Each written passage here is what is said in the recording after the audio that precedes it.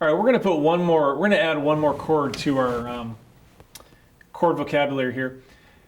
And one way to think about the way we've been approaching chords is it's almost like a tour of musical history, because we started off with the 1, 4, and 5 chords, which are mostly found in really early folk songs, early country songs, early rock and roll.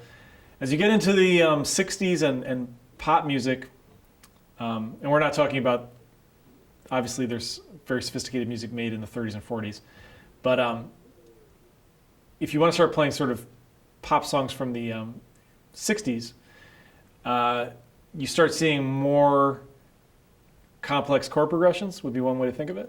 And so you start needing those secondary chords, the minor chords.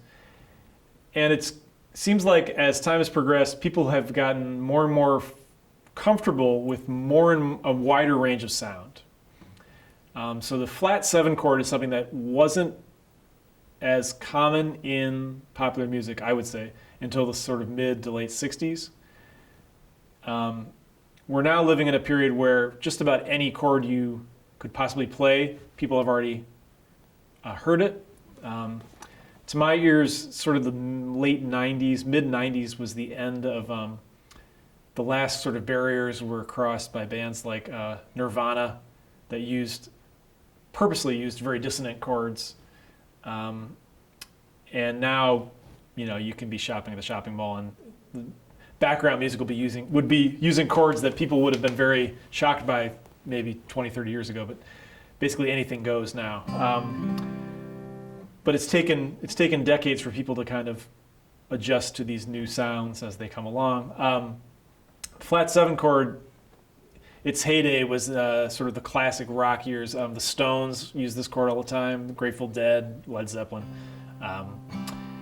And it's just built on the flat 7 of the major scale. So a good example would be the key of E. Let's look at the key of E. So the 1 chord is E. The 4 chord is A. And we've been saying the 5 chord is B7. Now a lot of times when you use the flat 7 chord, it replaces the 5 chord. So in the key of E major, the 7th note is a D sharp. So we're going to flat the D sharp, which makes it a regular D. Just a regular D major chord. The flat 7 chord is major. Okay?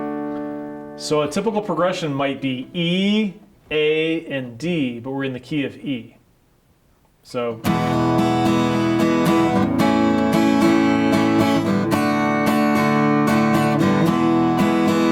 that flat 7 chord has a real kind of tough sound to it.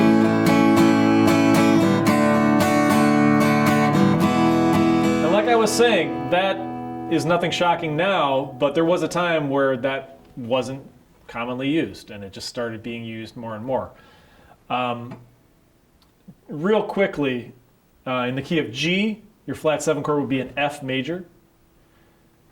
In the key of D, your flat 7 chord will be a C major, and these are all going to be on the PDF that comes with this lesson. We just did the key of E. In the key of A, your flat 7 chord is going to be a G major. And what about the key of C? Well, in the key of C, your flat 7 chord is going to be a B flat. And we have to talk about yet another movable chord to play B flat. It looks like this. Okay?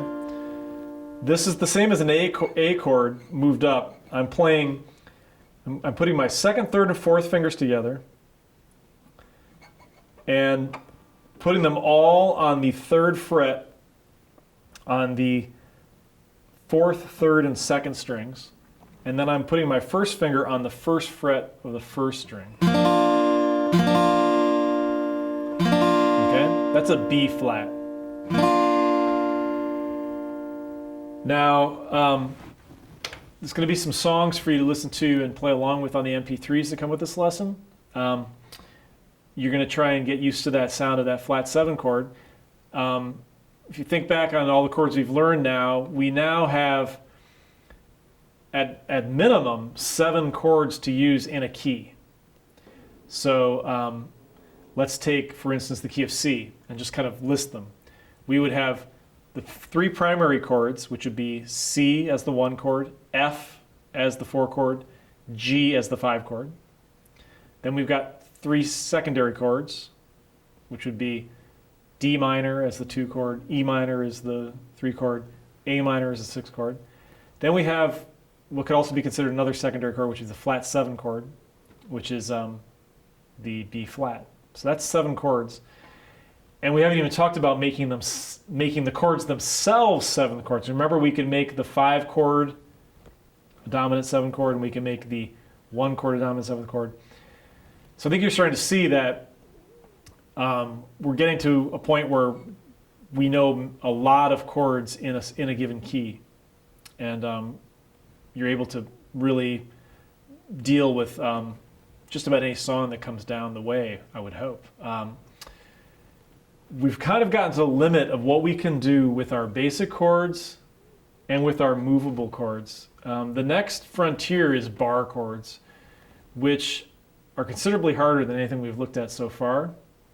But we can look at the basic shapes and start getting a handle on those.